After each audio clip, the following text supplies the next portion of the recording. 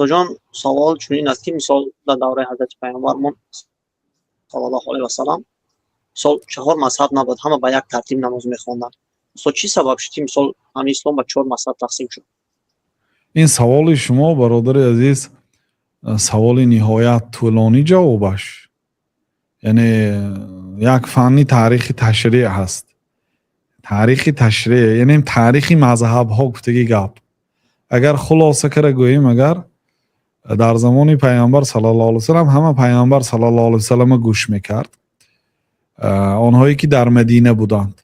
اگر مثلا دو کس بین همدیگر نافهمی شد، راست می اومدن مسئلهشون حل میشد. حتی مردمی که در مکه هستن یگان چیز نفهمن سوارشون می اومدن 10 شبانه روز سوالشون میپرسیدن میرفتن. لیکن وقتی که پیامبر صلی الله علیه و سلم وفات کردن، حدیث های پیامبر صلی الله علیه و سلم همین بین صحابه ها تقسیم شد. مثلا 114,000 آدم پیامبر صلی الله علیه و سلم در روزی حجۃ الوداع دید. یعنی فرضاً 100,000 آدم حدیث میداند گوییم. هر یک آدم مثلا ابو هریره زیاده از 5374 حدیث روایت شده است از ابو هریره. از عبدالله ابن عمر زیاده از 2000. بعضی صحابه ها که یک حدیث میدونستن، چون که پیامبر صلی الله علیه و سلم همون کدی گپ زدگی. مثلا پیامبر صلی الله علیه و سلم ها فلانی چه خیل گفتن، ناز گفت چند فرزند داری؟ گفتن 4 فرزند دارم. نامش چی؟ فلانی فلانی فلانی. نامی فلانیش تغییر و خطا است. همین حدیث است. همین حدیث قطعی همین آدم بور رفت به شهرش. فهمیدید؟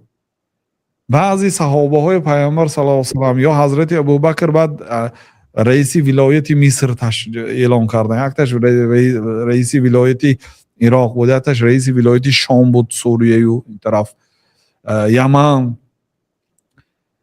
رئیس های شهرها بود. صحابه ها هم خیلی تقسیم شده رفتند. علم حدیث کتاب نبود در زمان پیامبر صلی الله علیه و سلم. حدیث ها یک جا جمع شدگی نبود. فهمیدید؟ حدیث ها پنج شدگی بود. در زمان امام ابو حنیفه رحمت الله علیه هم حدیث ها جمع شدگی نبود، حالی کتاب نبود. کسی حدیث میدونست، حدیثه این خیر کرده ما با این پیامبر صلی الله علیه و سلم گفته نمیگفت. مثلا امام بخاری ببینیم که حدثنا عبدالله ابن یوسف قال اخبرنا مالک عن نافع عن عبدالله ابن عمر عن النبي صلی الله علیه و سلم. و ما عبدالله ابن یوسف گفت، با او مالک گفت. عبدالله ابن یوسف استاد بخاری. عبدالله ابن یوسف از امام مالک علم گرفته. امام بخاری امام مالک ندیدن، لیکن پدر امام بخاری امام مالک دیدن. امام مالک از نافع روایت نه، نافع از ابن عمر، ابن عمر از پیغمبر، گاه ها ابن عمر از پدرش عمر، بعد از پیامبر صلی الله علیه و سلم روایت کرد. همین خیلی گفته حدیث میگفتن مردم. بعد این سند دیده می برآمدن که همین آدم‌ها همش آدمای درست همش آدم‌های صحیح هست. در بینش یگان آدمای متهم در دین هست یا نیست؟ ذهنشون چخیل بود؟ آیا اینا همش یک دیگه واخوردگی هستن در تاریخ یا نه؟ مگر این سند چسبیدگی هست؟ یعنی این یک علم الهیده هست، مصطلح الحدیث. این که میبینن بعد حدیث اگر صحیح دانن قبول میکردن. یا حدیث میدوند یا حدیث نمیدوند. حدیث ها پهن است و ندانستن حدیث حتی در زمان پیامبر صلی الله علیه و سلم عیب نبود. حضرت عمر یک دنیا حدیث نمیدونستن. وقتی که بعضی حدیث های حضرت ابو هریره گفتن، حضرت عمر خلیفه بودن. ببینید بعضی ها فکر میکنند که مثلا صاحبان مذهب ها، امام مالک و امام شافعی، امام احمد، اینا از ابوبکر و عمر و از واها دانا گفته فکر میکنند. همین اعتقاد الکه خطا. حضرت عمر مثلا گوید که امام شافعی این حدیث نمیدونستن، گوید واه تو چه خیلی امام ما گفتی که حدیث نمیدوند، گفتی که تو دانستی امام شافعی ندونست میگن. او حضرت عمر ندونن عیب نبود.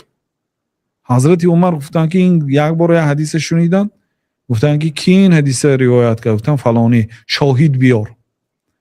سخت میستادن که با مردم سبوک کی نکند. شاهد بیار. یک دو نفر شاهد شد.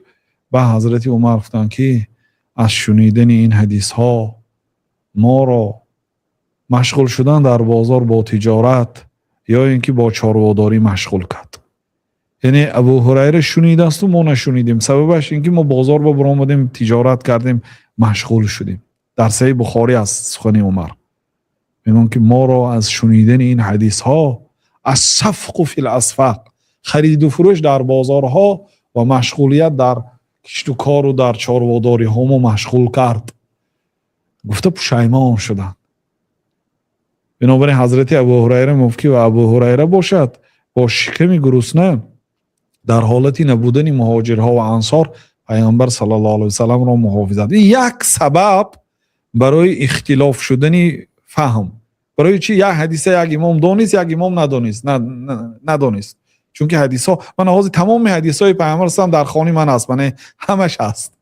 300,000 حاضر حدیث هست در دنیا، همش در خانه من هست. مثلا در خانه پیشینه ها نبودن، لیکن با وجود همین معوض زور نه، چون که ما خواندن نمیتونیم، یعنی وقت نداریم، نمیخوانیم. اونا اگر باشد همش حفظ میکردن. امام احمد 1,000,000 حدیث میدونستن. یک آدم گفت که اگر امام احمد 1,000,000 حدیث نداند زنم طلاق شود.